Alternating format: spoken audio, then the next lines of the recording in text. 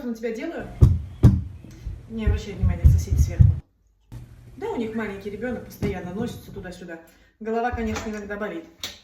Ну, особенно, когда после работы приходишь, а он носится. А когда игрушки бросает, вообще. Блин, ну поднимусь, и что я им скажу? У них ребенок. Ну, типа, он растет, это абсолютно нормально, что сейчас у нас в квартире шумно. Он это перерастет и перестанет так много бегать. Но ребенок же не виноват в том, что я прихожу с работы раздраженная. Почему я должна свои эмоции на них как в помои выливать? Обычно я отвлекаюсь, включаю какую-нибудь приятную музыку, варю себе кофе, завариваю чай и не обращаю на это внимания. Но я не святая, один раз я приходила к ним и просила, чтобы он утром перестал играть с крышками по кафелю. Это было ужасно шумно. И они перестали. А то, что он бегает, это нормально. Пойдем.